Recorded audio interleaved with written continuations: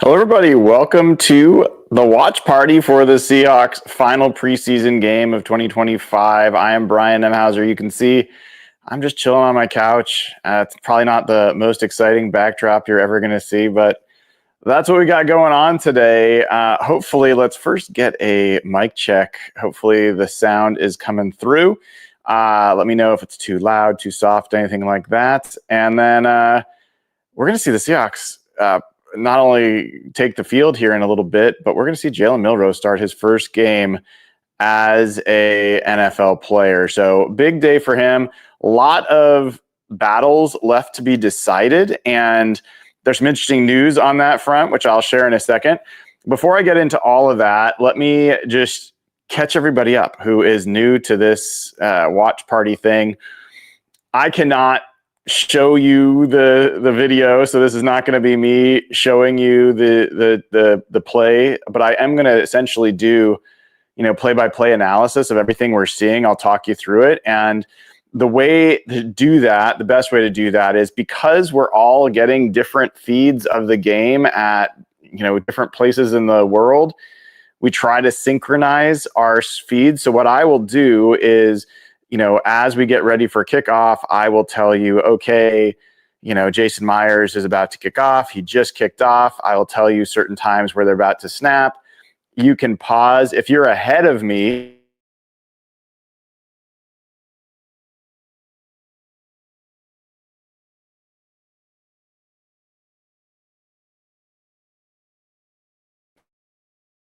my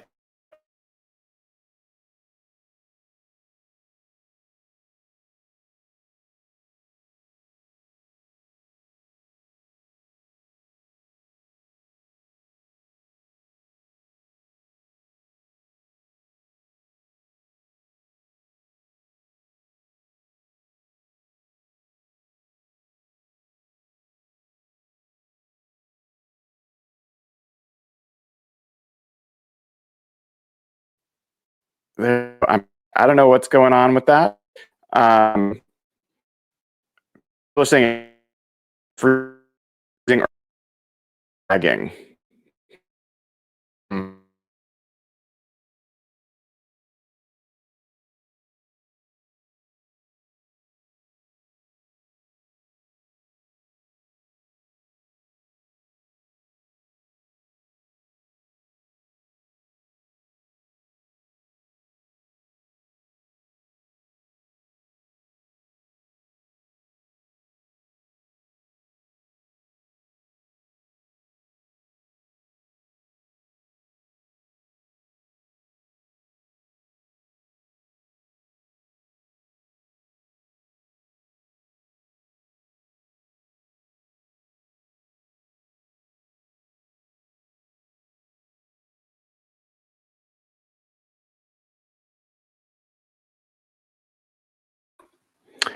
Hey guys, I just restarted. Hopefully that's better. If I have another issue with lagging or anything like that, then switch computers, see if that's the issue. But hopefully, hopefully that's it. Anyway, so I don't know which of that you guys were able to hear, but you're going to want to synchronize with when I'm giving play-by-play. We are just about to get to kickoff here. I will let you know happening on my screen so you can pause and keep going. And then as far as some of the news to know, it sounds like not only is Jalen Milroe starting, but it sounds like Marquez Valdes-Scantling is going to be playing in this game. People were asking if Torrey Horton was going to play. Torrey Horton's definitely not going to play. He didn't practice this week, so there's no way he'd play in the game. I think the key areas to watch is MVS is playing in this game. I think that only means that he is potentially at risk and someone to keep an eye on, because I think I'm the only one that projected on my latest 53-man roster that MVS was not going to make it, and then Jake Bobo and Derek Young would. Well, MVS suiting up for this game, I think, speaks volumes, Beyond that, Brady Henderson, who is one of the most plugged in guys with what's going on with the Seahawks, he wrote, said, McDonald said starters won't play. We'll see what happens for veteran Marquez Valdes-Scantling, whose roster spot seems far from secured. The Seahawks signed him to a guaranteed contract,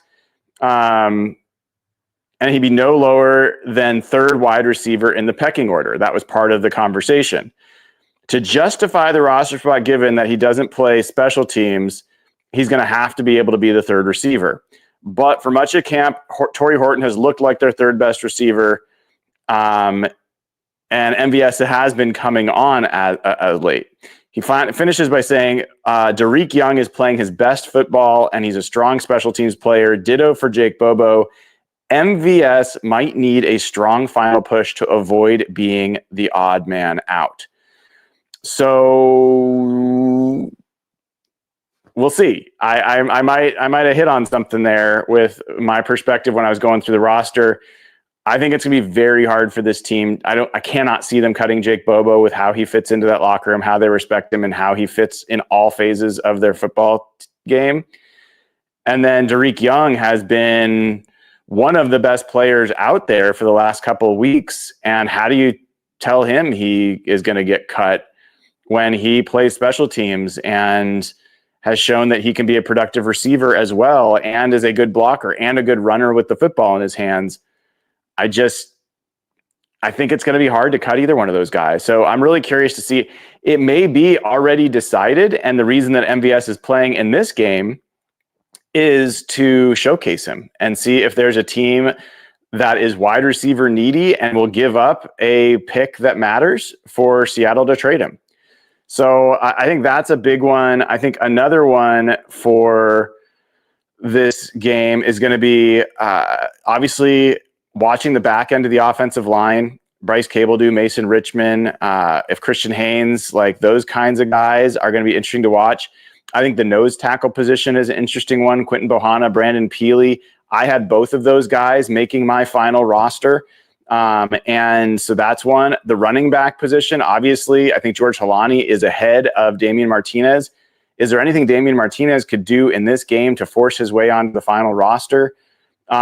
It looks like, if I'm seeing correctly, Brandon Peely is not going to play. Quinton Bohanna looks like he is going to play, which would indicate that Peely is ahead of him. We'll find out. I think I just saw something on the sidelines that gave me that indication, but we will find out soon. But there's a lot of fun guys in this one, and I will be walking you through what I know about these guys, where they are in the roster, where there's some important things going on, and we'll kind of go from there. So a lot of stuff to digest from this game, and the team kind of tells you a lot by how they handle this game and who they play and who they do not.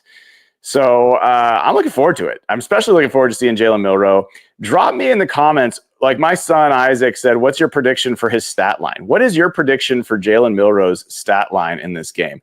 I think that's a really hard one to project because it's a preseason game with all sorts of random guys, and you're going against a random, group of guys on the other side. And so I don't know, but I'm really curious. What do you think Jalen Milroe's final stat line will be? How many completions, how many attempts, how many yards, how many touchdowns, how many interceptions, how many rushing yards, how many rushing touchdowns?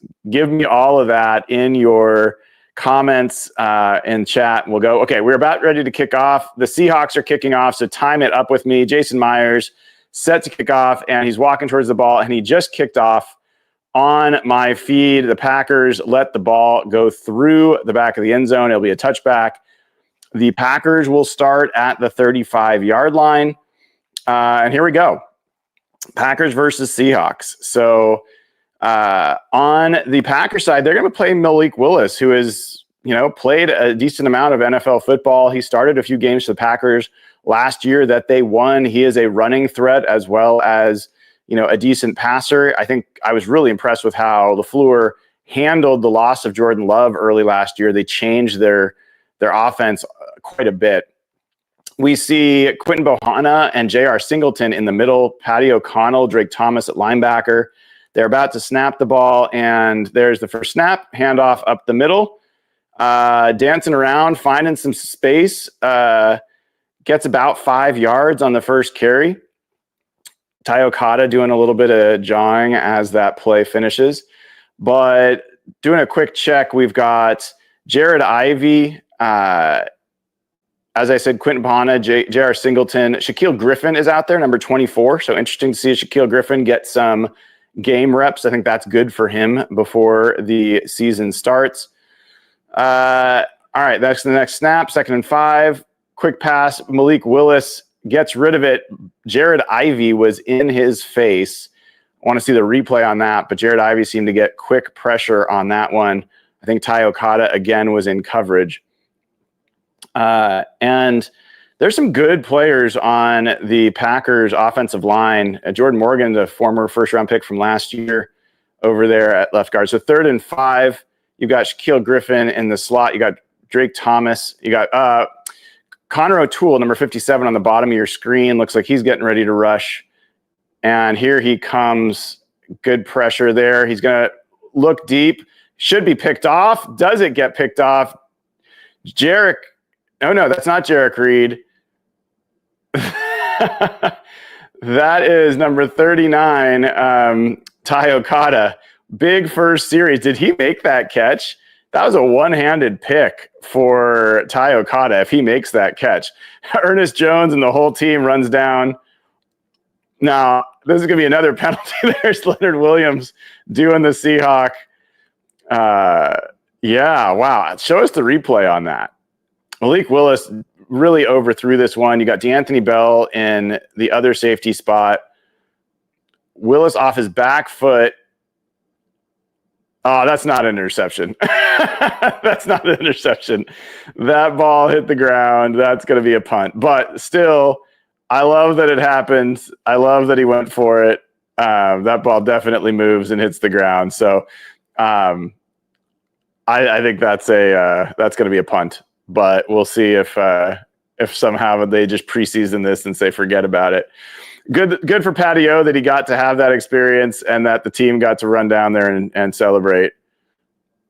But for me, that ball definitely hits the ground. So really good first possession for the Seahawks. Hold the Packers to a 3-and-out. And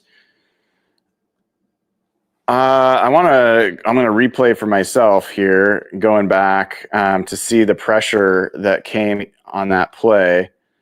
So,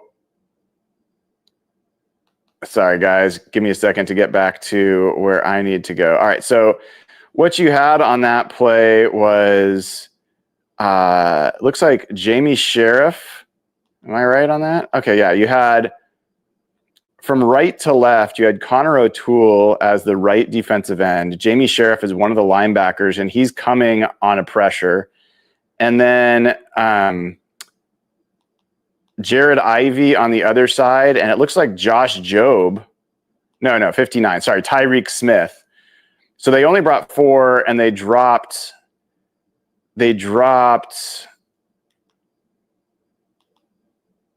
Drake Thomas, who was mugging up. So it's kind of a faux pressure, a sim pressure. And by the way, Drake Thomas, fantastic coverage. I know Ty Okada is going to get the kudos for the diving attempt on the interception, but Drake Thomas was running stride for stride down the middle of the field on that play. And that's, I think, one of the things that Drake Thomas really brings to the table is I think he's a really good coverage player. So cool to see there. I'm looking to see if on Twitter, the call stands. They're going to give the Seahawks that interception. That is very generous. I think very generous, but cool to see that. And so there goes the Seahawks offense. Now will take the field after an interception. That's good for Ty. Look at him celebrating on the sideline with his brothers. That's awesome. Interesting to see Shamar Jean-Charles does not look like he has pads on, and he was just coming back this week. So either that's really good news for him that he's already assured a spot, which would be surprising, or it is going to be tough for him to get through. So here's Jalen Milroe. Snap, handoff up the middle to what looks like Damian Martinez from the 40-yard line. Gets maybe a foot, not much there to start this first possession. And you're talking about the third string offensive line. So you've got Amari Kite at left tackle, who's been really good. I did not see left guard. I'm guessing it's Bryce Cabledew. Then you've got Federico Merenges at center. I'm guessing you're going to have Mason Richmond at right guard. And there's a pass up the middle to Nick Callerup. Nice catch, nice run, good quick throw and read from Jalen Milroe. Nice mature play from the young guy, completing his first pass and his first down of this game. 13, 22, 21, 20 to go, just so you can sync up with me. 13, 18, 17, 16. Nice play there. And then, yeah, it looks like Bryce Cabledew is right guard and Mike Jarrell is your right tackle. All right, and then we've got Marshall Lang in motion and Damian Martinez in the backfield with shotgun formation. Fake Jalen Milroe on the rollout, throws it on the run to Derek Young, incomplete. So worth noting that Derek Young is playing in this game. I think that makes sense. I think it could be him versus MVS for this game and for that last spot. Jacardier Wright is now in there, 2nd and 10. See Milroe coming up. The ball is on the Packers' 48-yard line. You've got Brady Russell in there at fullback. And there's the snap. Handoff to Jacardier Wright, who runs away from his fullback outside. There's MVS, number 1, doing some blocking. Not a lot there. It's going to be 3rd and long, probably about 3rd and 9, maybe 3rd and 8 going on. So, yeah, 3rd and 8. Clock ticking just to keep you in sync. 12, 34, 33, 32, 31, 30 for me. And MVS is on the field for this final. It looks like Olu Atimi has his pads on. I wonder if he'll get any run in this game. I think he's probably an emergency just in case Merenges gets hurt. There's the drop back, immediate pressure, and down goes Jalen Milroe. His eyes went down a little quick for my taste, but there was a fair amount of pressure pretty quickly on that play. You know, the middle of that offensive line did not handle it very well. Let's see where the pressure comes from. Yeah, I mean, it was a blitz. They were bringing extra guys. Jacardier Wright did not do the best job, but there was a guy, essentially an unblocked guy at the end that was able to come in and get the sack. They brought more guys than they had players, so might have been that they missed a read. It might have been that Milroe did not get a hot read, a hot throw out there, but it was a 3rd and long, so you do have to get some yardage. Nice punt by Michael Dixon. One of the things that nobody else, I think, has talked about, but I noticed in the last preseason game, is Michael Dixon has not been a directional punter over his career. He's generally been a guy that just tries to kill the ball inside the 20.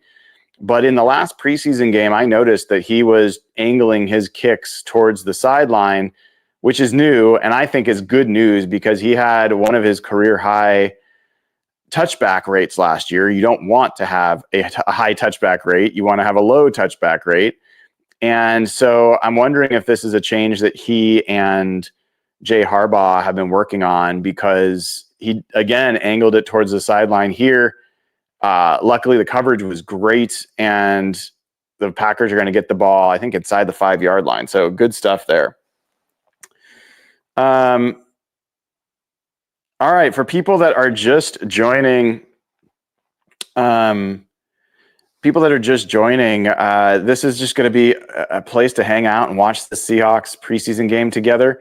I will not be showing footage of the game. This is just, I'll give you some play-by-play and analysis of what I'm seeing, and I'll talk you through what some of the battles are on this roster and who some of these players are that you might not know. So we'll talk through all of that, and we'll just hang out, have a good time. In fact, I'll I will add chat to the show so people can hang out and see each other together.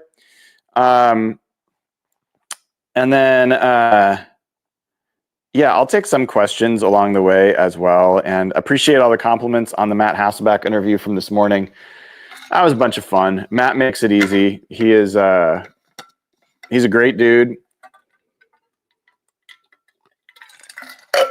My hope is that we can do that more often, and I think there's a lot to learn from Matt Hasselbeck, and I think we'd have a fun time doing it. So we'll see what we can do there. More to come on that one.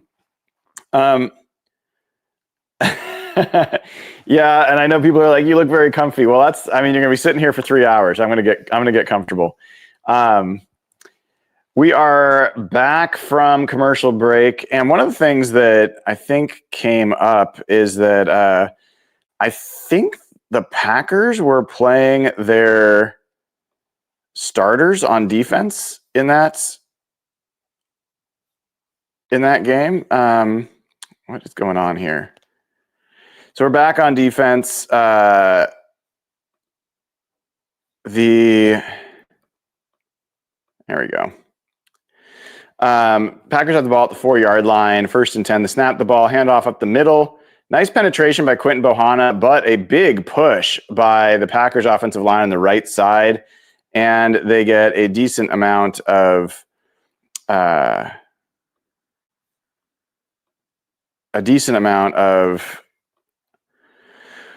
yards gained. That's 7 yards. Snap there.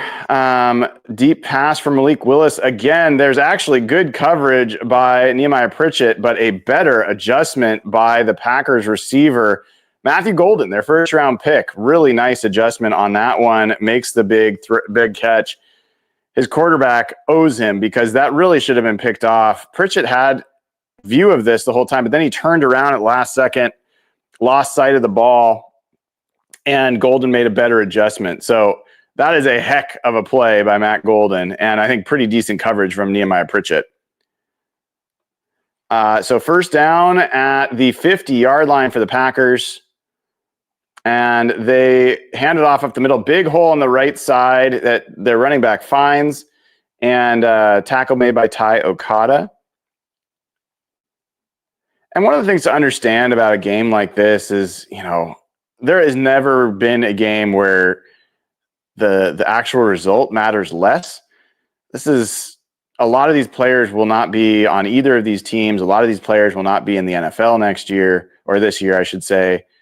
This is really about a very few players that you're really trying to evaluate and get a good feel for, and we'll just see how that goes.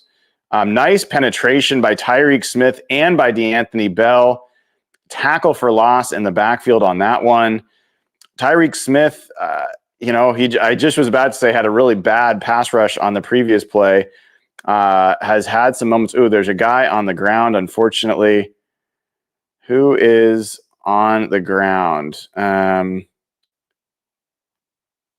are not able to see the number right now, so we're going to have to keep an eye out for who that is.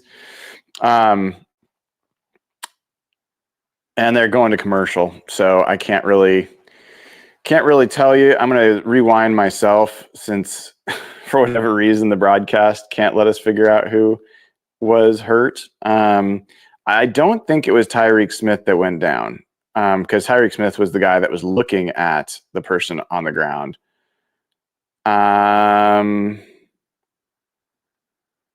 Hold on, I'm about to see it. Oh no, it's Jared Ivey. He was cut blocked. I'm going to look at this again.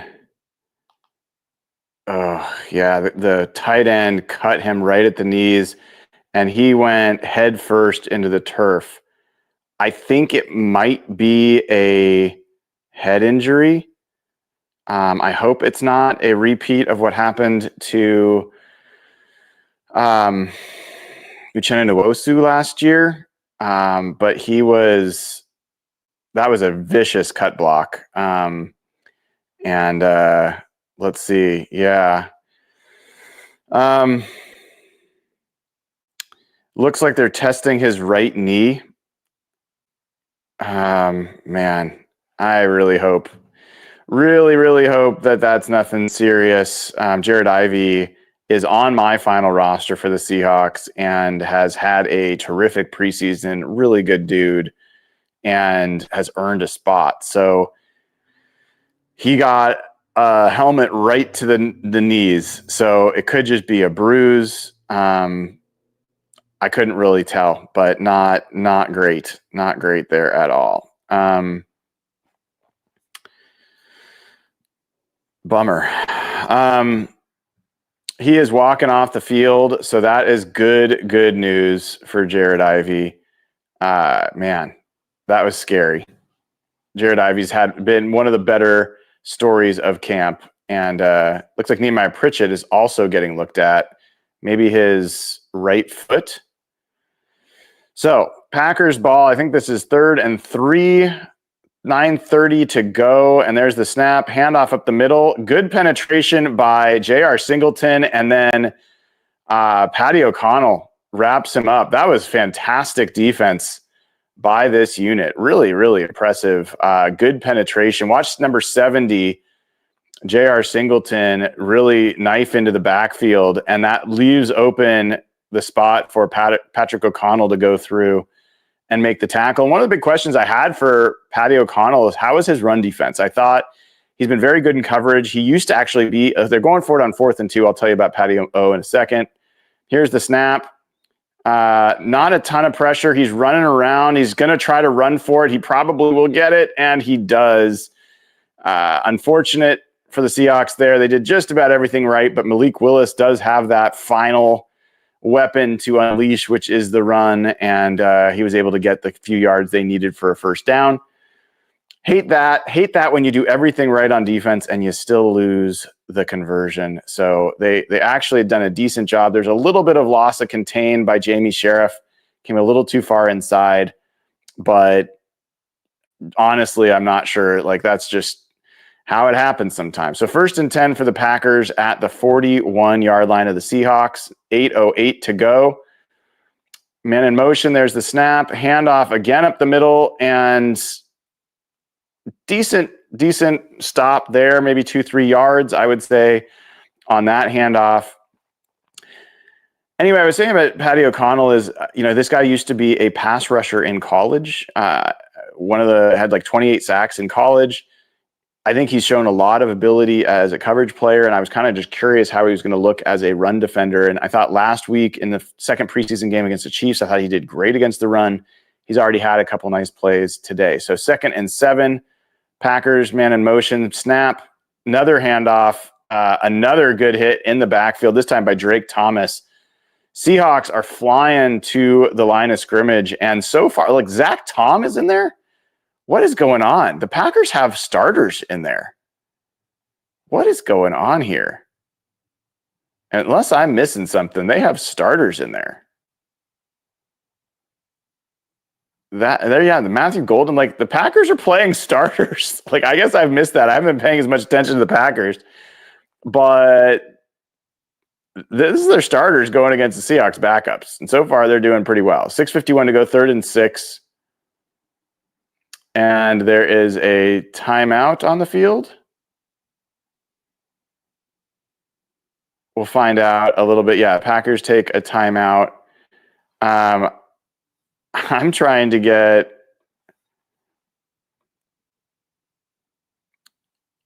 an update on the actual players out there for the Packers, because this is wild. What is going on here?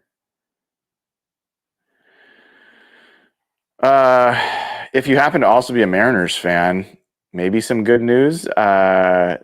Dylan Moore has been designated for assignment. That just came down. And Dylan Moore has been a good role player for years, but God, he has been a brutal watch lately. So, all right. 3rd and 6, 6:48 to go. Packers have the ball at the 32-yard line. Here's the snap. Decent pocket. Now breaks the pocket, throws on the run, hits his man, number 18, for a first down. So Willis, again, he's not getting the first read or the second read. He's having to break the pocket.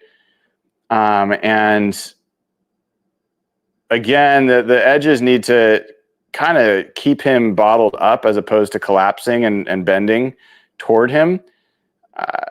Looked like 33, Tyler Hall was in coverage. Tyler Hall has had a very rough camp from my perspective. Not a guy that's in the mix to make the roster, and you kind of see one of the reasons there. There's a handoff here, another running play, and Seahawks are holding their own against a pretty good offensive line in this one. So it's driving me nuts that I cannot access what I'm trying to access. Oh, well.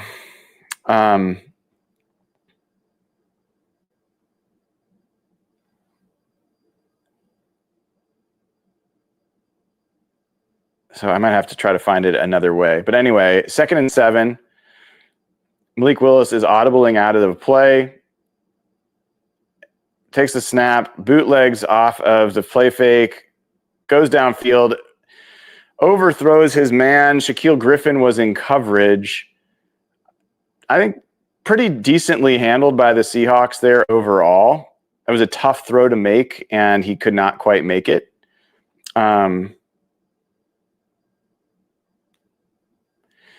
Matt and Beaverton asks, do I have Anthony Bell making the final 53? As of right now, I do.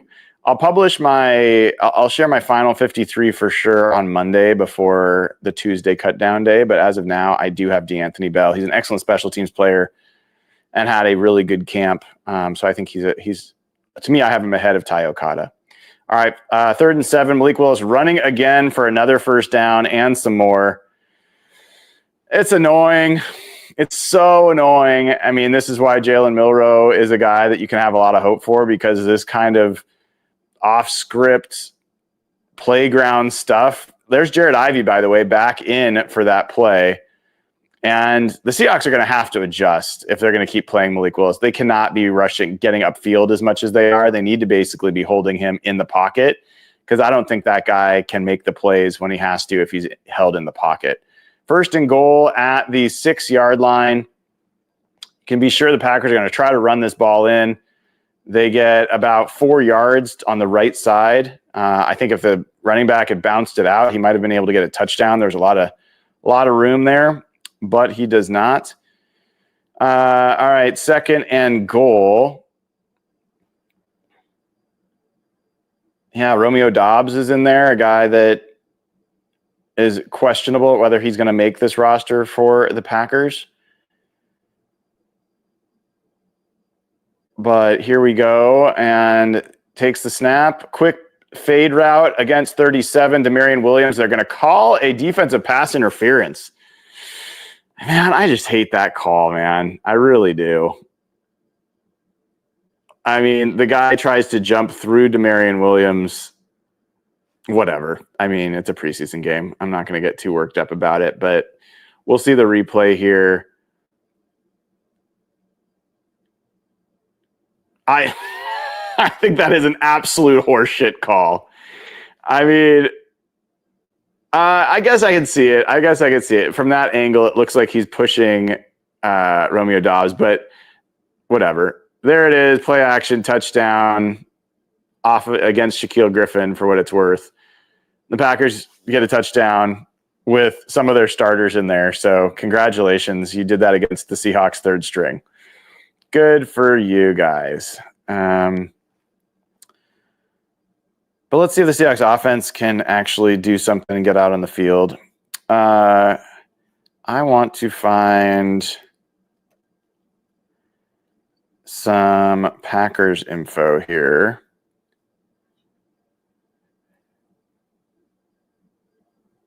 Yeah, so the Packers started. Hold on.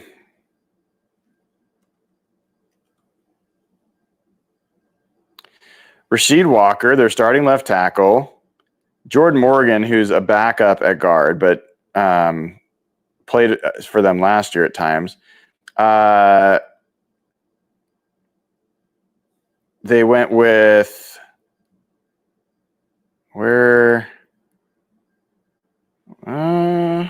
Sean Ryan, who's also a starter.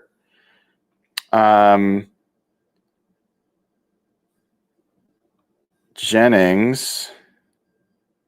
Where's Jennings?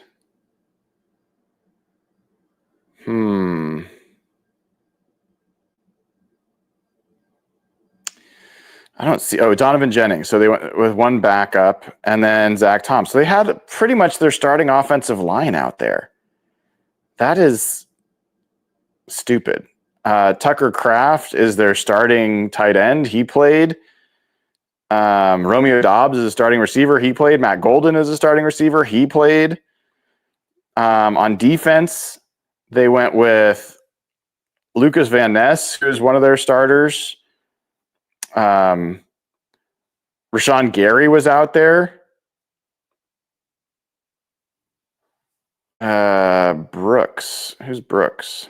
Oh, Carl Brooks. He definitely plays rotation, but he's not a starter for them. McDuffie, Walker, and Cooper. So they had Edge Cooper and Quay Walker, two of their starters at linebacker in there. And then they had Javon Bullard and Evan Williams, who are starters for them at safety. So they what the heck? They played pretty much all their starters other than, Jordan Love is hurt. That's kind of weird to me. They can do whatever they want, but I thought the Seahawks defense, generally speaking, did a pretty good job holding up against what is a very good offensive line. So, all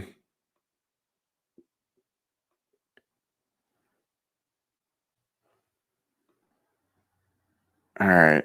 Sorry, I'm just having to do some extra sign-in stuff for whatever reason. We are back. Seahawks are down 7-0 to the Green Bay Packers. My goodness, why can't I get this to work?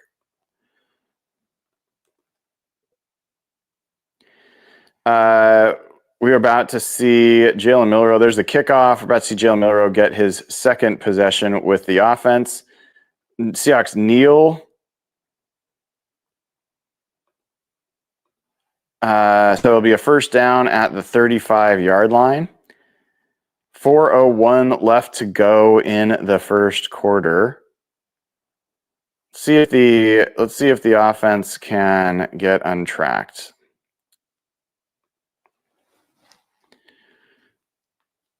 There's a guy named McNamee. Okay. That seems like a Bodie McBoatface kind of joke, but all right. Looks like we now have backups in for the Packers. So let's see how this looks on this drive. Shotgun formation. Jalen Milroe takes the snap. Quick out to MVS on a screen. Does not get much. A yard on that play. Kite, the left tackle, is out there trying to make a block, but they could not get that blocked up very well.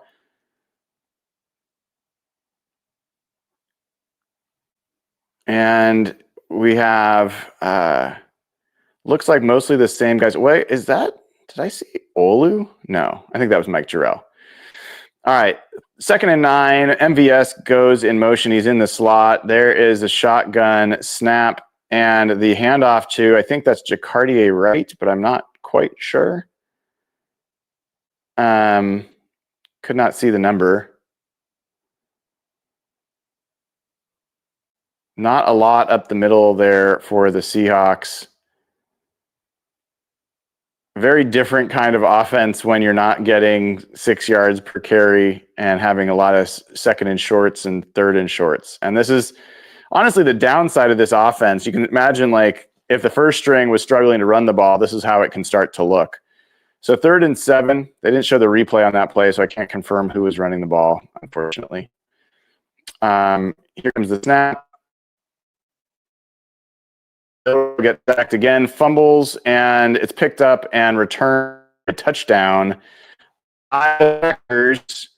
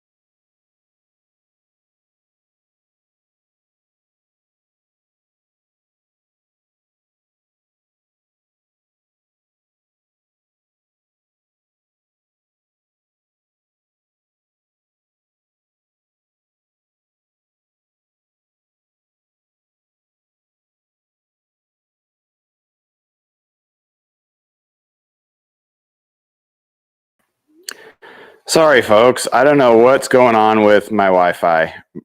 Very annoying. But my read on that play, honestly, Jalen Milroe did not get rid of that ball on time. He hitched at the top of the drop. There was a play. There was available for him to get rid of the ball. He didn't. That's on him. So he's got to get rid of that football. He cannot hold on to it. Unfortunate play there for the rookie. Packers snap the ball. They run a wide receiver screen. It does not go anywhere. Demarion Williams with a nice play for a loss, tackle for a loss there. We've got a new quarterback in for the Packers at this point. So we're going to see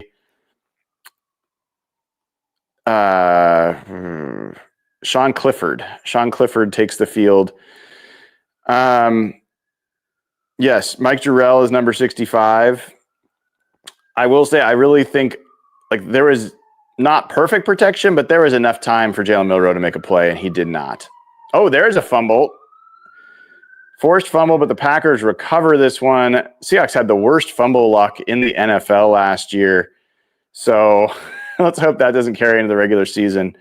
But let's see what happens on this one. That is J.R. Singleton, who's had a nice game so far, knocking the ball free. And the Seahawks cannot quite recover it. I don't know why my internet, folks, is so bad. Hopefully you guys are getting some of this. Even my cable, I still get cable, and it's pretty bad. It keeps freezing. 3rd and 16, Clifford with a screen pass, and the Seahawks are all there to swarm it. Tackle him, bring him down for not enough. They will line up for a field goal, I would assume. So a nice 3-and-out by the Seahawks defense after a quick change there. And yeah, good to see for folks that are just coming back. Jared Ivey was injured but has come back on the field. He was back for the last possession, and he's back in there for this one. You can see him in the middle of the field, number 51, so that's good news. I think J.R. Singleton's had a nice game so far. Ty Okada's had a nice game so far. There is a field goal. It is now 10-0 Packers. The only thing that does not matter really that much in this game is the score. But, Jalen Milroe, it's been a very rough start to begin with. And part of that's on his offensive line. And, there's not a lot of running room. So he's got a lot of 3rd and longs to handle. Nice play by Tyreek Smith and Drake Thomas there, by the way. Connor O'Toole as well. But part of what I've liked that I've seen from Jalen Milroe has been him actually getting rid of the ball more quickly in camp and showing that he can process and that he doesn't have to hold on to the ball. in this like preseason, it's been a little bit of that still showing up. He has not been able to overcome some of those habits, and that's why it might take a couple of years for him to develop as a quarterback. And the great news is that's fine. Like the Seahawks can absolutely afford for him to be a developmental project that takes a little time to be able to take what he's working on now and get it to where it's second nature and that he can actually perform. There's the kickoff. 37 seconds left in the first quarter. There's a return by what looks like Tyus, maybe? Yes, that's Tyus. Anthony Tyus with a decent return there. 32 seconds to go in the first quarter. And Jalen Milroe comes out again. He's going to get, I mean, the good news is he's going to get rep after rep, like to see a sustained drive or so at some point. But this team is built off of the run game, and they've got to start blowing guys off the ball in that. There's Damian Martinez dancing around too much in the backfield for my taste, but also not a lot of push, not a lot of holes up front. This line not doing it so far, and maybe a 1 yard gain at most. That'll be the end of it looks like they're going to try to maybe draw them off sides. 10 seconds to go. They're lining up on a 2nd and 9. I think this is just to see if they can pull them off sides. I don't think they're going to snap the ball. There's Jake Bobo in motion. And no. Oh my God. Did they draw themselves off sides? Bryce Cable, man. Come on, dude. That is a really bad look. Oh, God. Oh, dude, come on. I thought the clock went off before he moved, for what it's worth, but it doesn't matter. That's really bad. So it will be 2nd and 14, and I think I don't know if I think they will change fields, even though it's the end of the quarter. They only would redo it if it was a defensive penalty. Even then, they might do it. I think it might only be at halftime and at the end of the game. All right, so at the end of one quarter, Seahawks down 10-0, and the offense right now is struggling.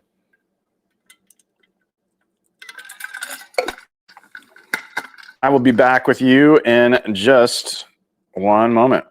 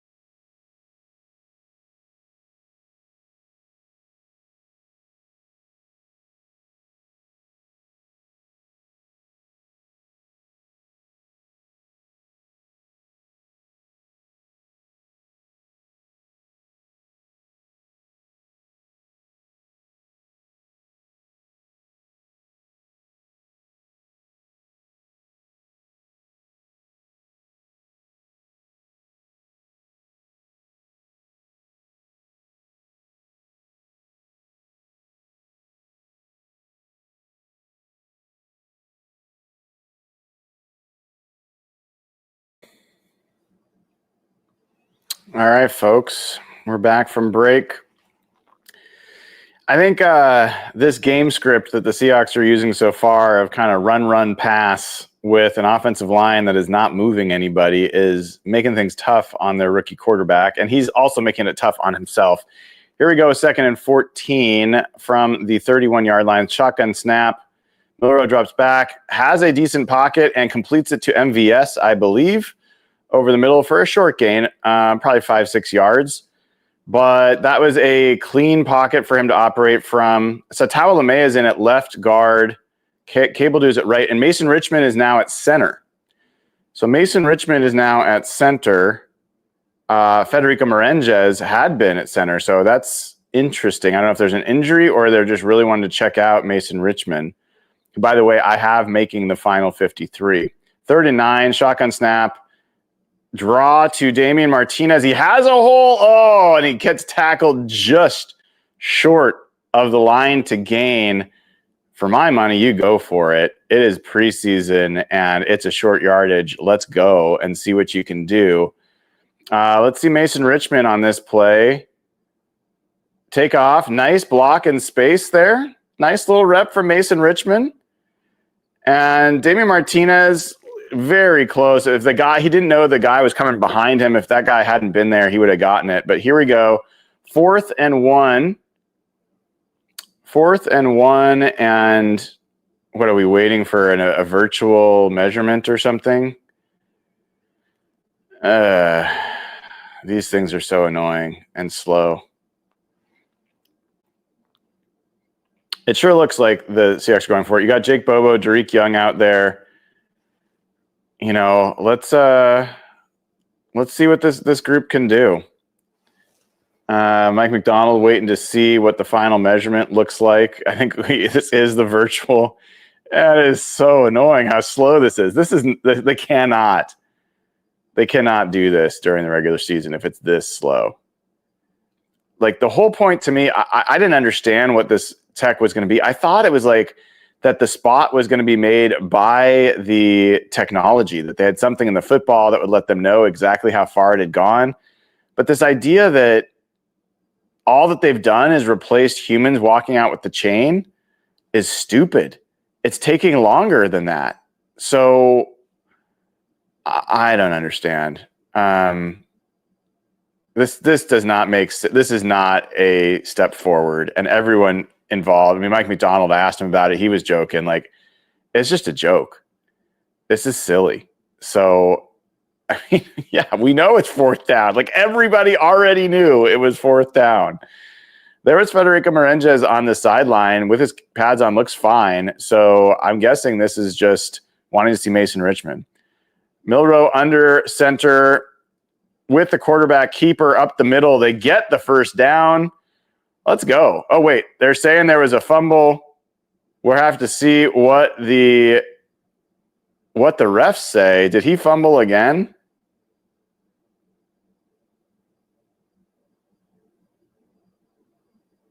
They're saying the Packers have the football. Did he fumble it, though? Man, that would be a shame. One of the things that was a concern about Jalen Milroe was he has very small hands, like under 9-inch hands. And I have not seen him fumble the ball before this game in practice or anything like that, but he's going to be a guy that's going to have a harder time holding on to the football than most. But let's see, does the ball come out here? Can't tell from that angle. Yep, the ball is out. Oh, come on, dude. Just get out of your own way. That's a huge bummer. That's a huge bummer. A really, really rough start for Jalen Milroe. Cementing the fact that nobody's going to be asking for him to be the starting quarterback anytime soon in Seattle. And not what I think any of us wanted to see in this game for him. So a shame because they went for it on 4th down. They got a good push from the offensive line. Honestly, all he had to do was get the 1st down and hit the ground, and they would be moving on with the ball. He was driving for more and lost the football. So the good news in all of this is these are the lessons, man. Like, none of this counts. None of it really matters. But you can be sure that Jalen Milroe is aware of how things are going, and he's going to walk away with some lessons. I've talked about this before.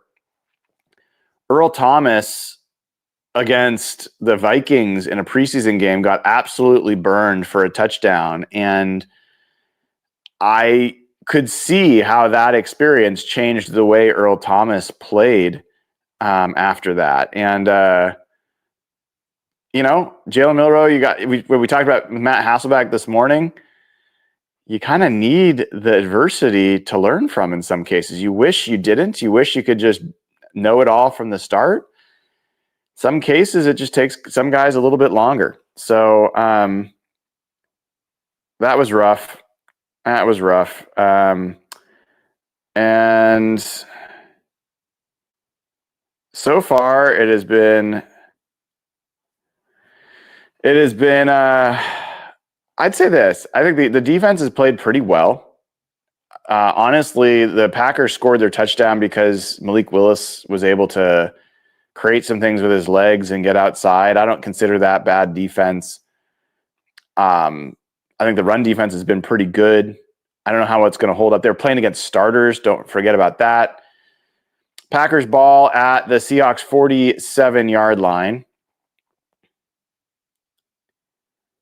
And here's the snap, the handoff up the middle. Bigger hole this time. So Seahawks defense maybe softening a little bit. The Packers have been really hammering the football on the run game. The Seahawks have held up pretty well.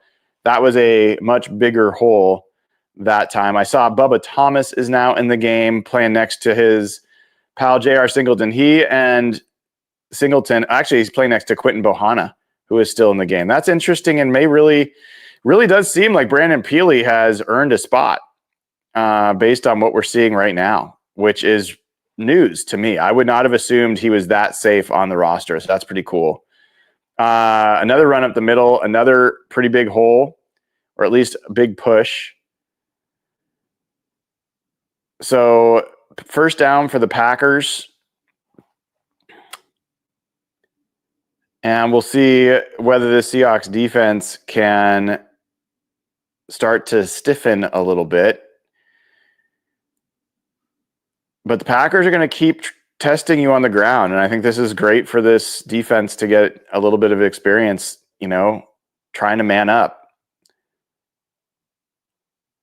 There is the end around to number 6, who has a big, big opening and good play call for them after hammering the middle over and over again. The edges were soft, and they do a quick jet sweep.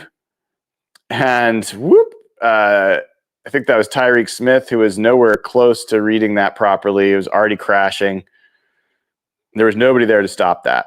So first down again for the Packers. 12:02 to go, 12 minutes to go in the second quarter. Ball at the 20-yard line. First and 10. Single back. There is this. Oh, it looked like a false start, but they did not call it. Handoff goes to the right side for almost 10 yards.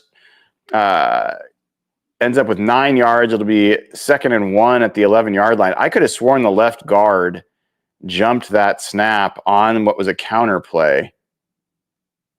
Yeah, he did. He definitely did. And he blocked Connor O'Toole, which is a little unfortunate, but so be it. So there's Connor O'Toole on the sideline. 2nd and 1, again, at just about the 10.5-yard line, really a half a yard from a first down. Handoff up the middle, easily gets the first down and more. 3 or 4 yards there. It'll be 1st and goal at about the 6-yard line, maybe the 7.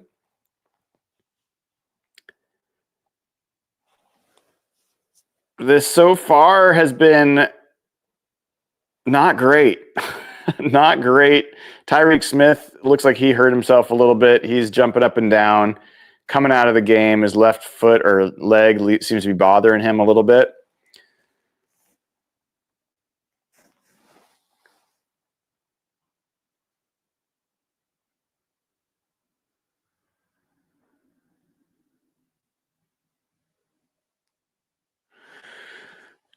Let's see. Is there a timeout? Timeout taken by the Packers. Oh, LaFleur is pissed off at the refs, I think.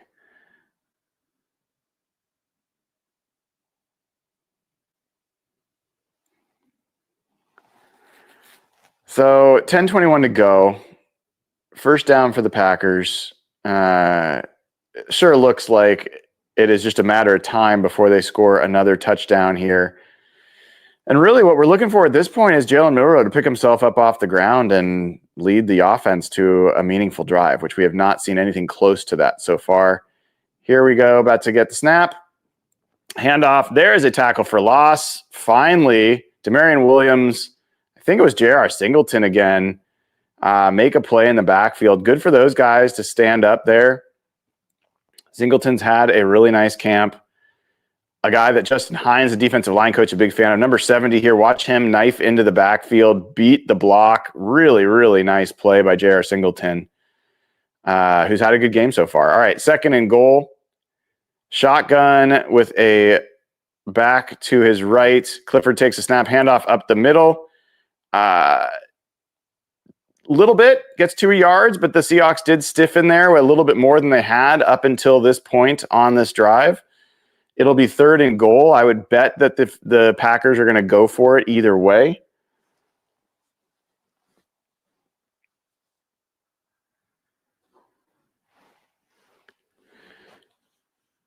You get 9:20 to go on the clock, 9:19, 18, 17 if you're trying to keep in sync with me. 3rd and goal, single back set. Clifford under center. Tight end comes in close. There's the snap. Play fake, looking to pass it, throws it wide open, touchdown against Hadrian Callaghan, the corner, like a guy that you will never hear of again, unfortunately. So there's the touchdown. Seemed like it was predestined. Whatever. Again, not going to lose a lot of sleep over guys that aren't going to be in the NFL not making a play for the Seahawks there.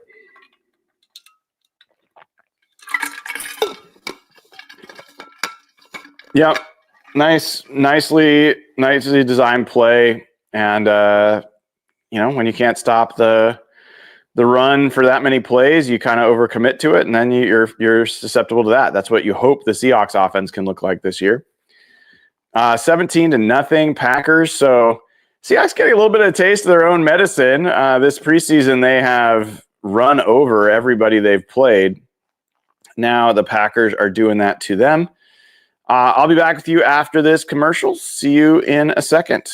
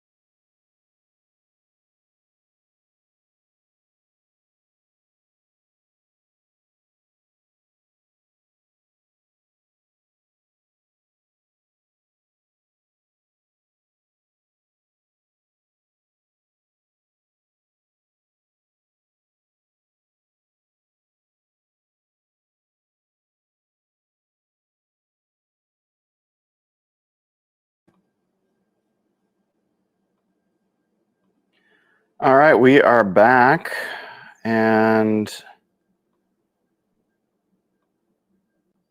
someone mentioned that the mic was a little bit loud, so hopefully this is a little bit better.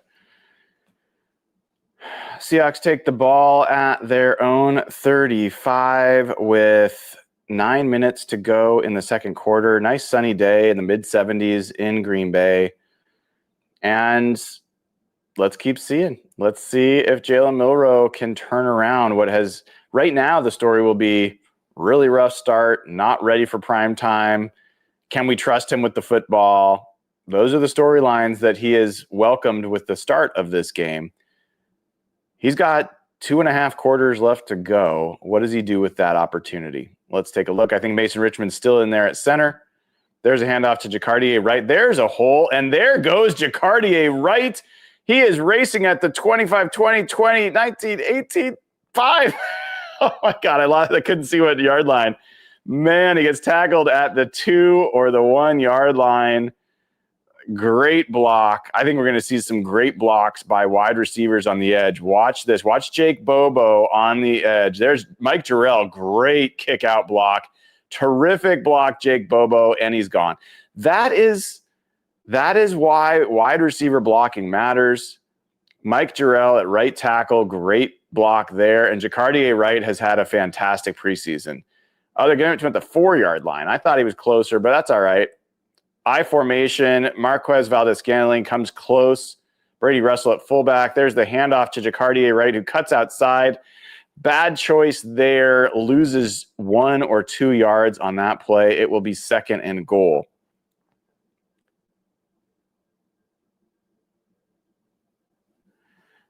We've got a couple super chats. I will get to those in a second. I see one right here. I'll just put up from Smokehawk. Do you see anyone in that's going to make the team besides Milroe?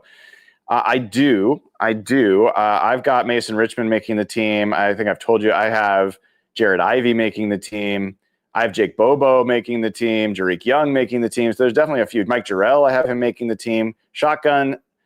Here's the snap, and it's a wide run for Milroe, and he gets cut down in the backfield for another loss. A little obvious on that 3rd and goal.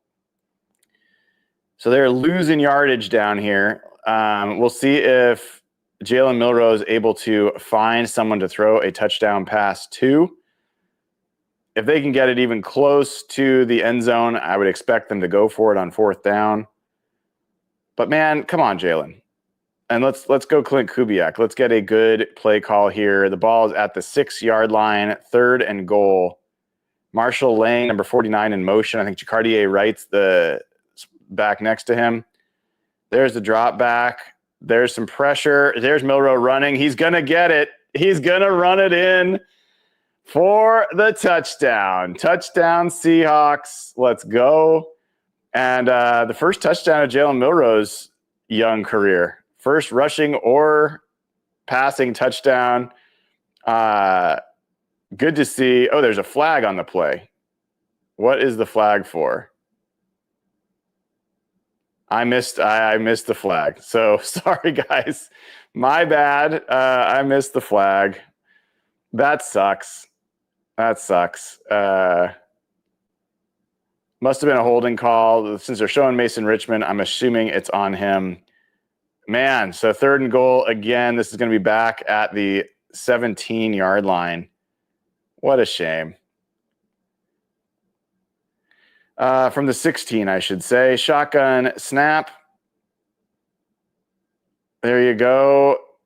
And finds, is that Jake Bobo over the middle? Nice pass. And there was a man in his face. The ball's at the 4 yard line. Personally, I think they should go for it. I don't know if they will. He had a guy, like, that's a great pass over the middle. His comfort zone are those seams. Nice route by Bobo. They are going to go for it. That's what they should do. I mean, field goals don't matter here. Let's see what you got.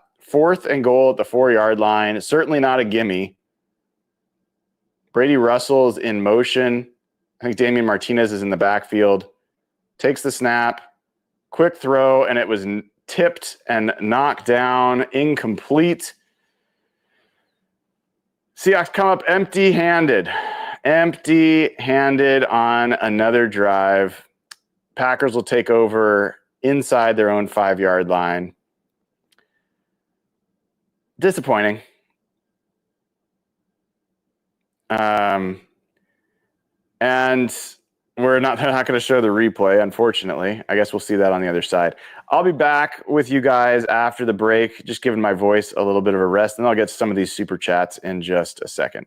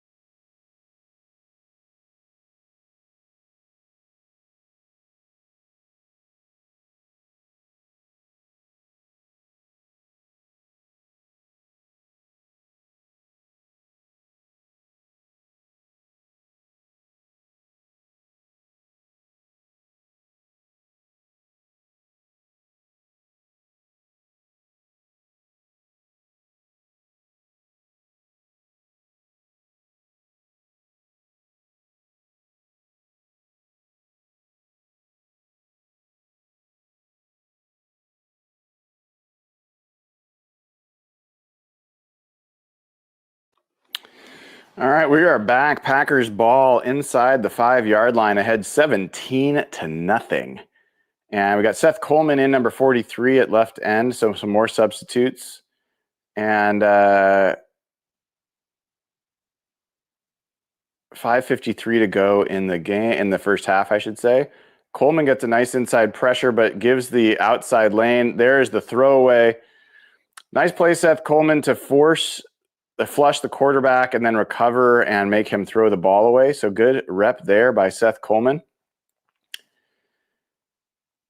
And we have 2nd and 10. Let's see if the Seahawks defense can come up with a big play here. 5:46 to go. Sean Clifford still in the game at quarterback for the Packers, after the Packers kind of shockingly played a lot of their starters on both sides of the ball to start this game. Here comes the quick screen pass to 84. Nice play. Demarion Williams, I've liked Demarion Williams. He had a really strong start to camp, had kind of a rougher end, but you could see he just brings a lot of energy. He's a great special teams guy. Right now, I don't have him making the final roster, but it's a question. I mean, he has a chance, and there's Drake Thomas getting there as well. Drake Thomas is a really interesting athlete at the linebacker position. 3rd and 9, backed up at their own 4.5. See if the Seahawks can make their own luck a little bit here. No pressure at all. Passed over the middle. 3 Seahawks there to make the tackle. Patrick O'Connell, Drake Thomas, and Tyler Hall envelop the player, and it'll be 4th down. So good job. Something good. Nice to have something positive to talk about as the Seahawks force a punt. Packers will punt from deep in their own territory. Let's see who is returning kicks. Is it Steven Sims, who is another guy that's, I think, on the bubble for this roster? Very curious who is returning punts. And if it's not Steven Sims, is it Derek Young? Is it Jake Bobo? both of those guys, it would be interesting to see. Here comes the punt. Who is receiving it? That looks like Jake Bobo to me. And he takes it, runs it up the middle, and does pretty well. I'm fine with Jake Bobo being the punt returner. I would rather Jake Bobo be our punt returner than Torrey Horton. Jake Bobo is built to be able to take some of the hits. I don't think his injury potential is nearly as high. Like, put Torrey Horton on the field on offense. Do not put him back there for special teams. That's my preference. I think Jake Bobo is sure-handed. I'm all for it. I don't need him to be a home run threat. I just need him to be a guy that's going to get 7 to 10 yards if that's what's there to be gotten. 4:16 to go, 1st and 10 at the 36-yard line. Takes the snap, fakes the handoff, looks deep over the middle. If it's a seam pass, it's a completion. There is Marquez Valdez-Scantling either helping himself make this team or helping the Seahawks maybe find someone who will make a trade for him. So I formation, nice play fake from under center, nice top of the drop, hits his number, great throw. That's for me. Like, I don't need to see Jalen Milroe be a perfect player today. I just need to see him show progress and potential, and that's what you do on that play. Here is another snap at the 40, the Packers 37. Flag down. They're calling false start. It looks like on Mike Jarrell, unfortunately. So the Seahawks have done anything but play a clean football game to this point. 3:35 to go in the first half, trying to get a touchdown to just get this group. I don't know if this group did score one touchdown against the Raiders, but the third stringers have really struggled to sustain drives, partially because of some of the penalties that they keep getting over the course of both games. All right, so it is now 1st and 15. And Milroe, that was a very questionable decision by Jalen Milroe. He's thrown to Marshall Lang into what was tight coverage. I thought that was going to be picked when it was let go. I think if it had been on target to Marshall Lang, I think it might have been picked by the Packers player undercutting it. But man, fortunate incompletion for Jalen Milroe. We don't get replays, unfortunately, for whatever reason, or at least very many of them. So it's 2nd and 15. Milroe in shotgun, 3 receivers out there. Takes the snap. Looks like a screen pass. Not a well run. Tyus was not behind his blockers. So I don't know if the blockers didn't get out in front of him or he ran to the wrong spot. But like, he is by himself out there. There's no lineman. So that is a really poorly executed screen. Don't know what to tell you other than that. 3rd and 13. So they gained 2 yards somehow on that play. I actually don't think it was a bad play call. It just was really poorly run. All right, here we are, 3rd and 13. Shotgun formation. Was there another penalty?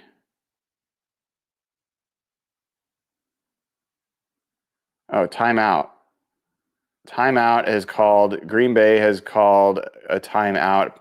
Not sure if they had too many men on the field or something else.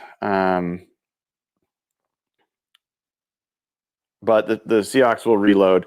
Anyway, it would have been really nice to see Jalen Milroe just play a very clean game. That is out the window.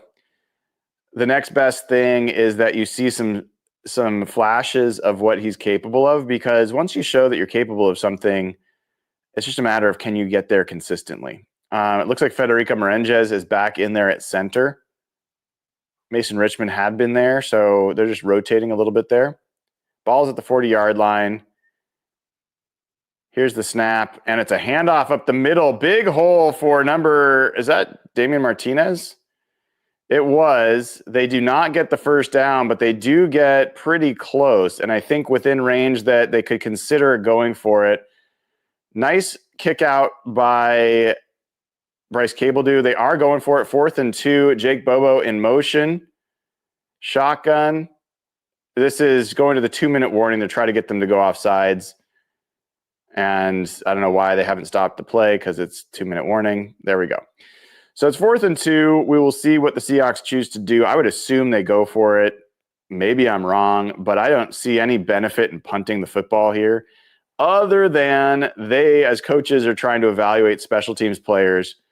So maybe that will come into play, but certainly I would like to see them go for it. All right, I'm going to take a commercial break with the team here. I will answer your super chat questions once we get to halftime, and then I'll probably also take a break during halftime as well. So see you all in a bit.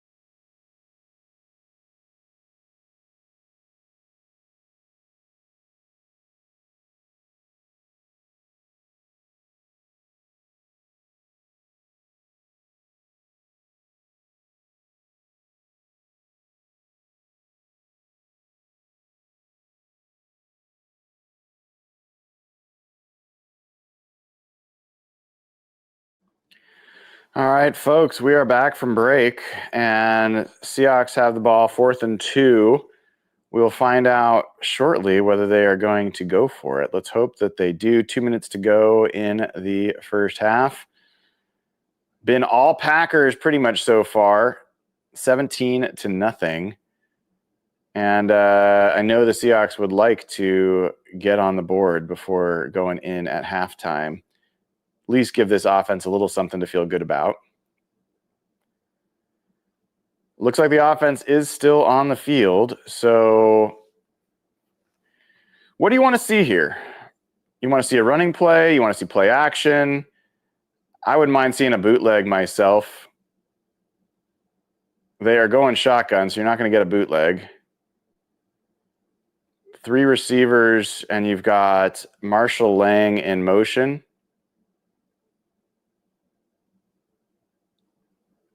Milroe gets some pressure in the middle. He's going to run for it, and he's not going to get it. Yikes, yikes, yikes. This has been ugly. His decision-making has been poor. His ball security has been terrible. Not the start you were hoping for Jalen Milroe. And I don't know if there was anyone available for him. I would have liked it looks like Bryce Cabledew got beat very quickly and forced him to roll out. Bryce Cabledew has had a very rough camp. There's Clint Kubiak talking it through with Jalen Milroe, who's got to be disappointed. And, you know, his teammates know, like they've seen what I've seen. They know that he's got a lot more in him than what he's shown today. But it's been pretty bad. It's been pretty bad. There is Sean Clifford also looking pretty bad, throwing it over his receiver's head. 1:51 to go in the first half. Packers ball.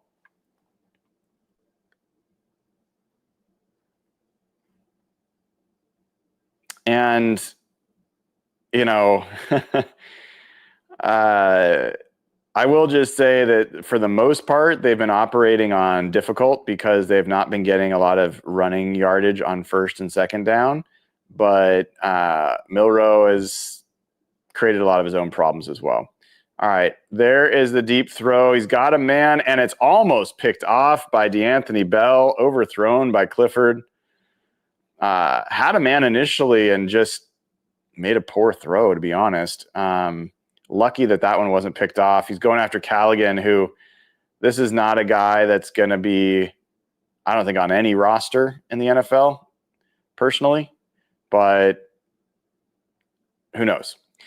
All right, so third down and 10 for the Packers. Seahawks might get the ball back here with a chance to do something. Let's see if they can get off the field here. No pass pressure at all, but they do cover well and tackle really well. Nice play again.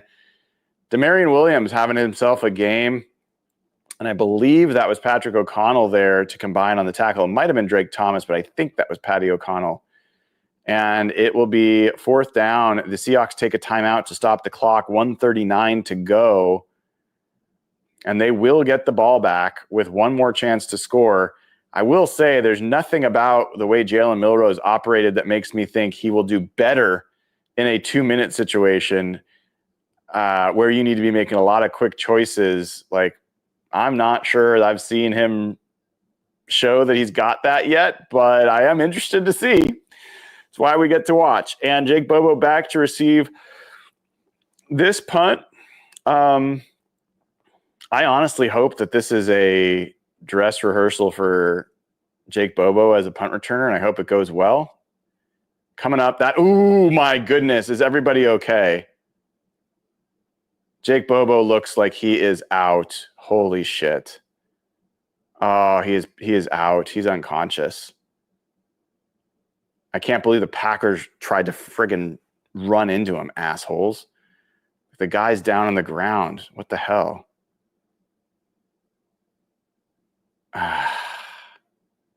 My God. Seahawks down on a knee. Everybody praying for the best for Jake Bobo, who's one of the most popular guys in that locker room. He's going down there to make a catch, and his own player, I don't know if he got blocked into him or runs into him.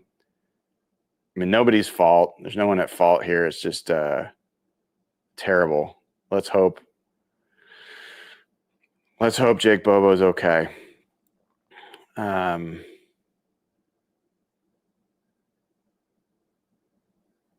They are not showing him on the screen, which is not good news.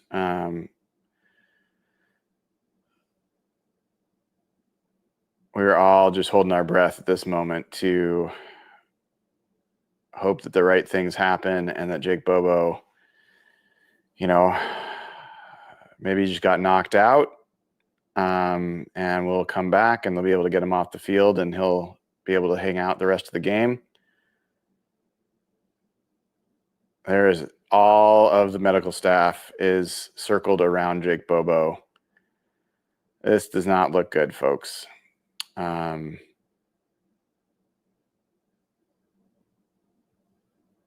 This does not look good. We're not seeing any movement yet. So gonna take a break while they go to commercial break. I will let you know if I hear anything different as soon as I do.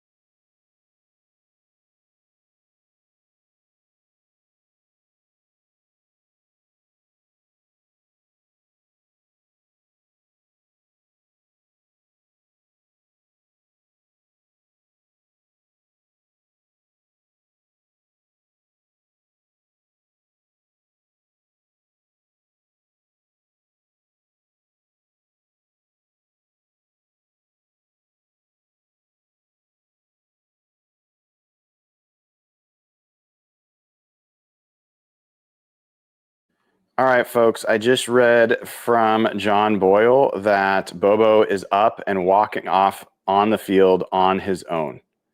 That is great news. They're taking Jake Bobo straight to the locker room. I would assume this is a head injury. I don't know that, but that would seem to make some sense.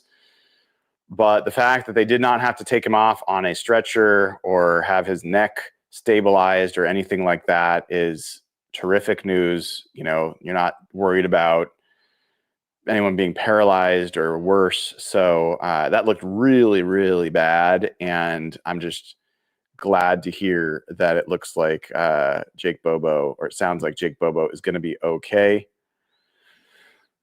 Yeah, we're seeing it now on our TV screen. Man, that is scary stuff. Jake Bobo, who just got engaged. I met him and his fiance this offseason, and two really great people. Tyler Hall also was injured. He's getting help to the tent. Man, let's go. Let's hope that. Oh, wait, they're saying it was a fumble and they're giving the ball to the Packers. Wow. Wow. That sucks. God. Man, it's a brutal sport. That is awful. What an awful end to an awful first half for the Seahawks. Packers ball at the 24-yard line. And they hand it off. Not much gained there. 1:20 to go.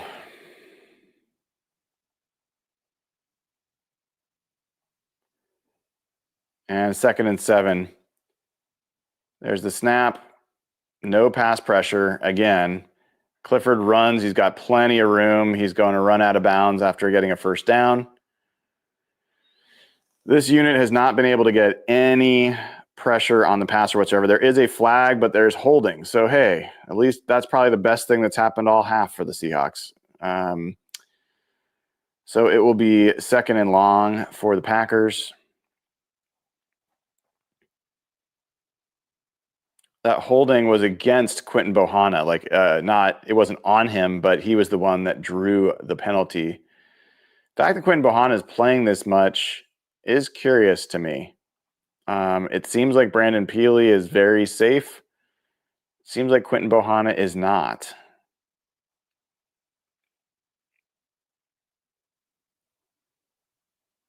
Second and 18, and there's the snap. There's a little pass pressure. Thrown over the middle. Is there going to be a flag?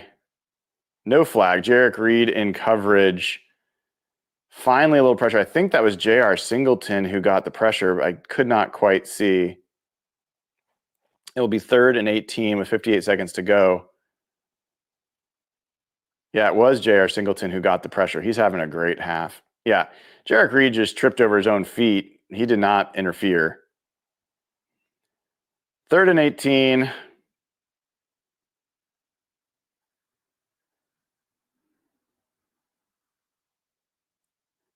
There's the snap and a false start or delay a game. I couldn't quite tell. Something on the offense. False start. That'll be now 3rd and 23 for the Packers.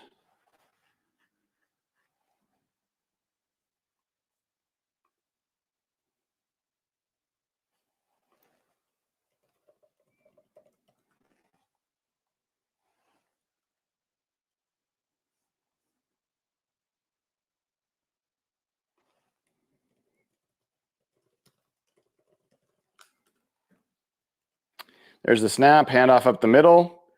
Nice tackle, Drake Thomas. Oof, that was a nice play. I'm guessing the Seahawks are going to use a timeout here so they can get the ball back. There's still 53 seconds to go. This half that will never end. Packers have a 4th and 20. You assume they're going to kick a field goal here.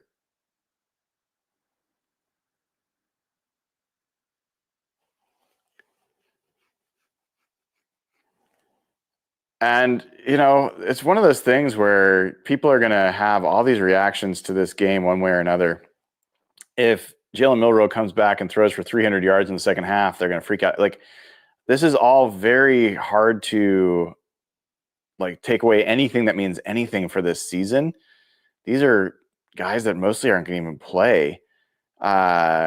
It's really just about seeing, do you have any prospects that are going to make the back end of the roster, or, how are they developing overall? 52-yard field goal attempt. Let's see if he misses. Noonan, come on. Shank it.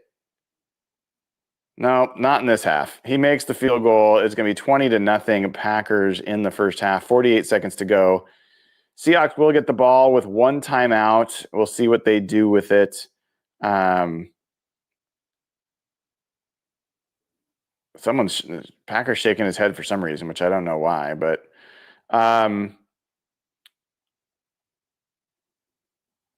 yeah, it's pretty hard to react appropriately to these games, and the appropriate reaction is really no reaction. Now, if the Seahawks were ahead 20-0, it would be, I'd say the same thing. It would just be fun. It would be much more fun to watch than what we're watching right now. And I think that there's been some guys on the defensive side of the ball that have had good games. I think J.R. Singleton maybe at the top of that list. I think Demary Williams has had a nice game. The linebackers, Drake Thomas and Patrick O'Connell, have played reasonably well. I think DeAnthony Bell has had a nice game. But the offensive line's been pretty bad, and Jalen Milroe has been pretty bad. His 2 fumbles were a pretty big deal and have cost the team quite a bit. And there's the kickoff, by the way, no return. Seahawks will get the ball. 1st and 10 at the 35 with 48 seconds to go and 1 timeout.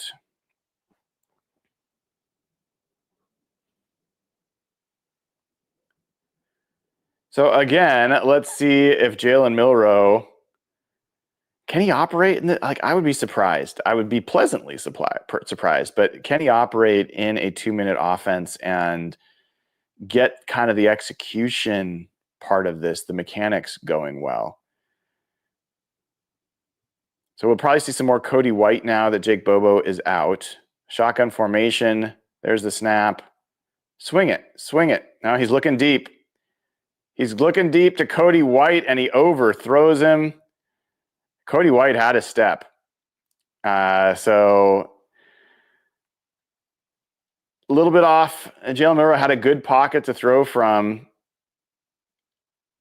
And yeah, he could step into that one. Man, he's got to complete that ball. Now, I will say Cody White lost his footing a little bit, but I don't think that was the difference. I think he just overthrew it just a bit, and White could not make the play. So 2nd and 10, 42 seconds to go. This is going to be a running play. Nope. Drops back, looks around, hits the dump off. That's a good decision by Jalen Milroe in a little bit of a muddy pocket, which is what you want to see him, not just always taking off and running with the ball. Hits it to Tyrone Broden, 28 seconds, 3rd and 4. Here comes the snap. Pressure up the middle. Now he's got to keep his eyes downfield, and he does not do that, so he eventually has to throw it away. So when he starts to scramble, his head goes down, his eyes go down, and he loses the ability to complete a pass down the field. I think they should punt this football. Don't make their defense potentially have to defend another series this half. I don't think that's the right thing to do. We'll find out what they do. There's Bryce Cabledew getting beat again.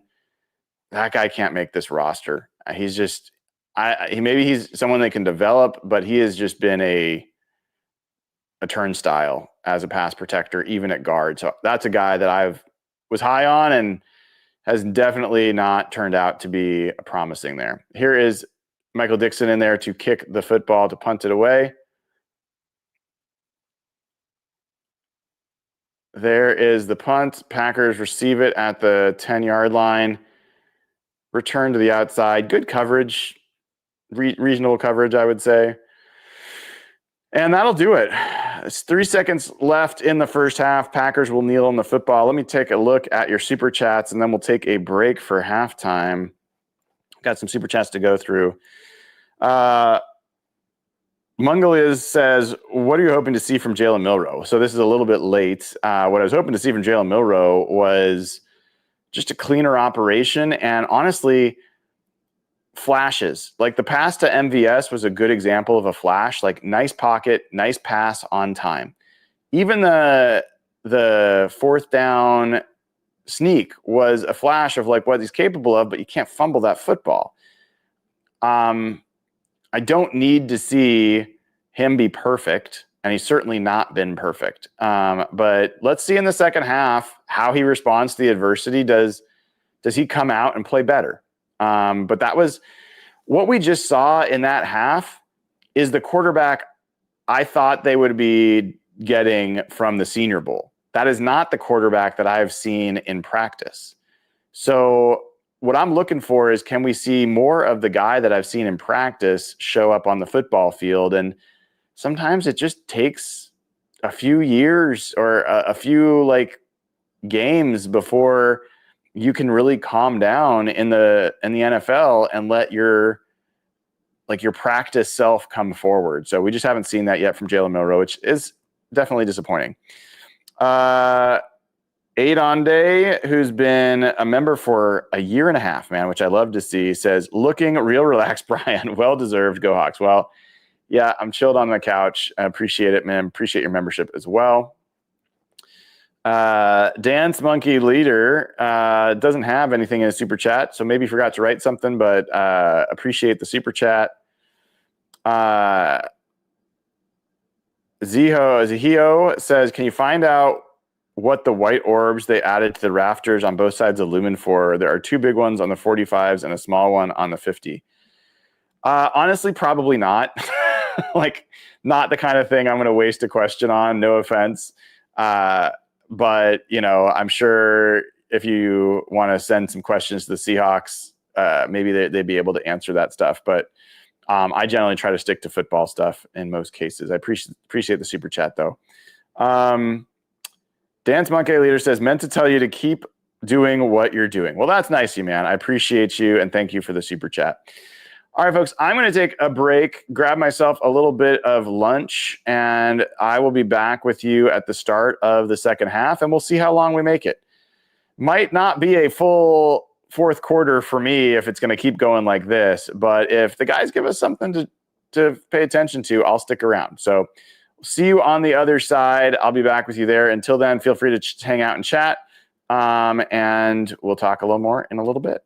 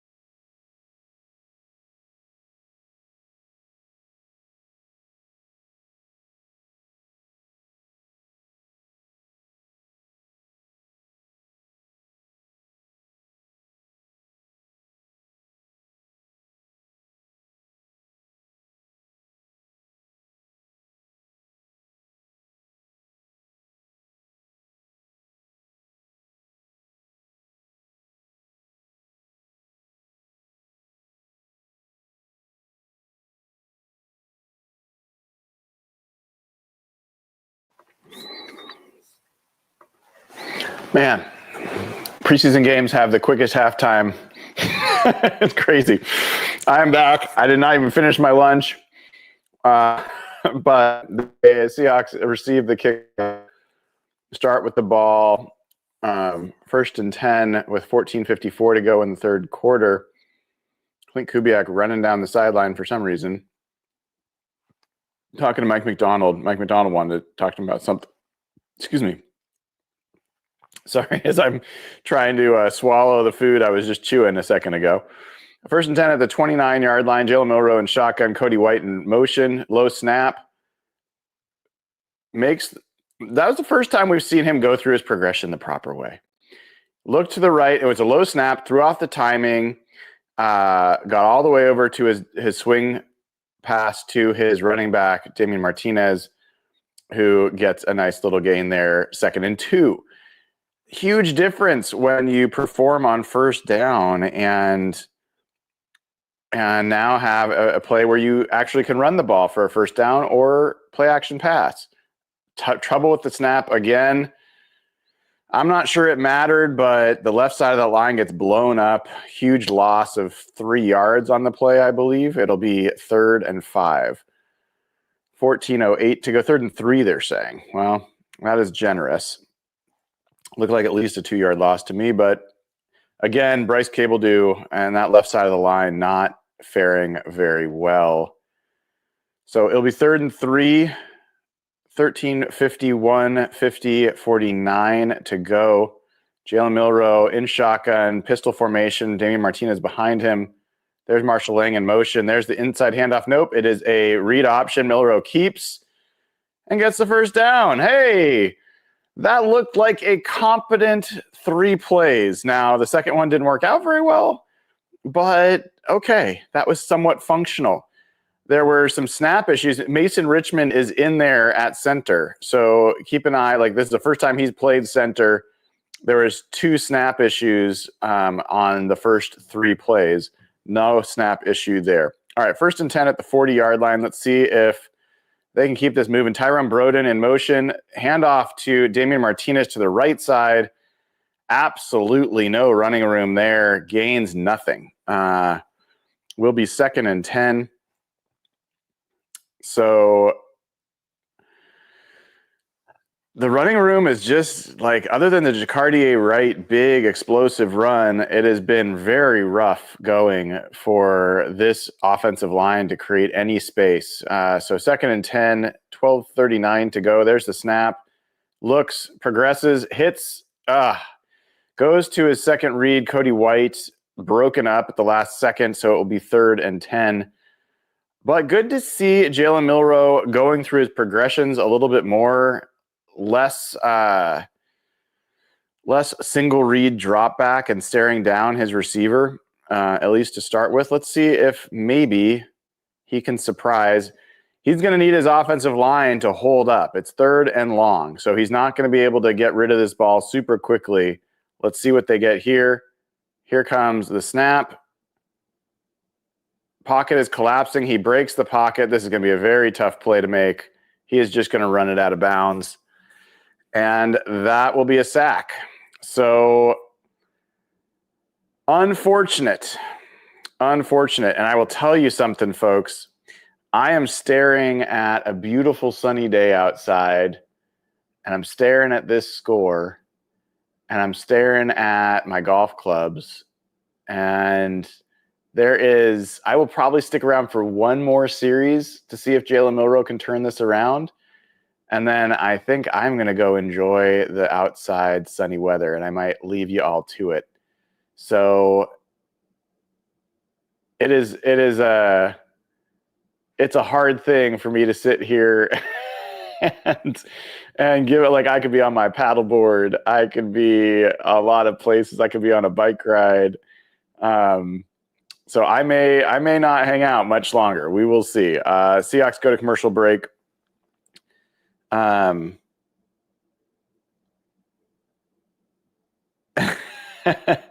see there are different points of view here.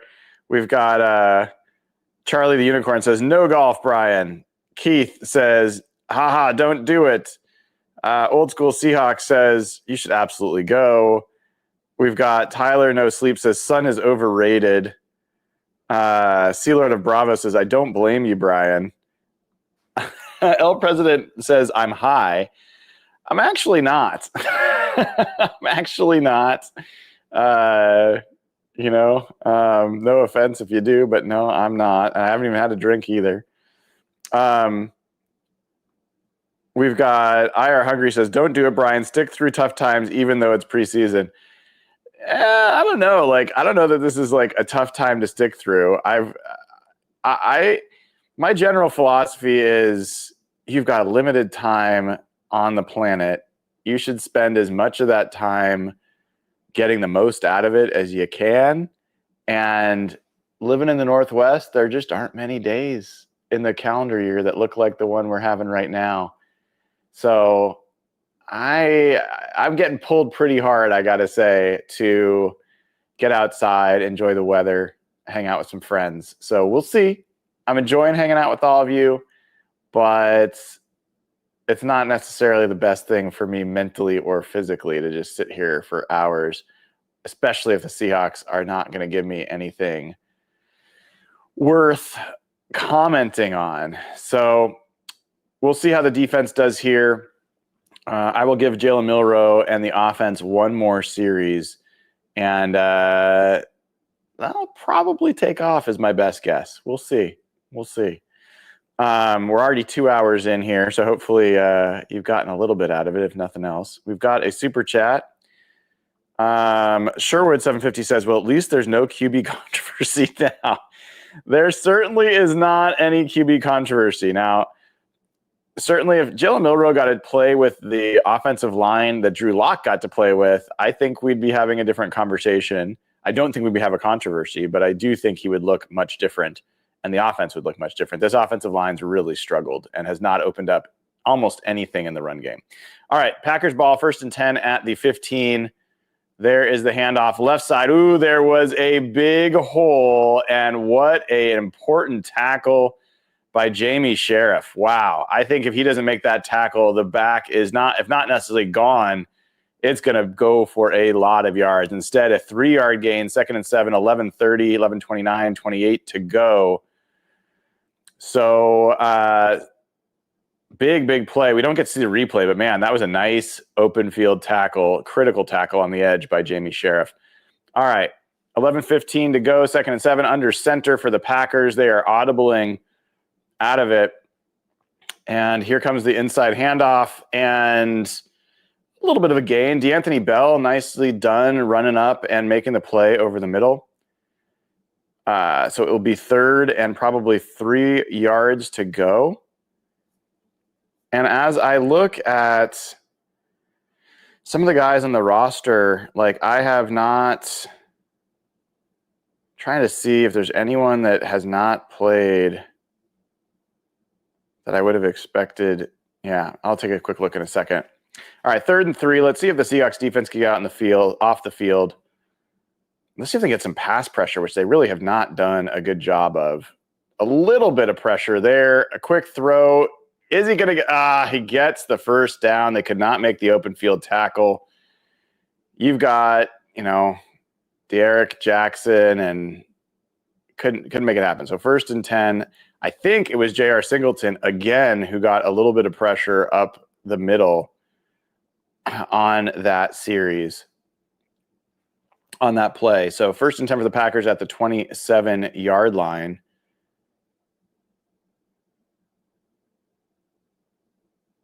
And they are at 9:47 to go. There's the snap. Handoff left side, pretty big hole. Gains about 4 yards on that one. Closed up pretty quickly, but did not get contacted until probably about 3 yards past the line of scrimmage.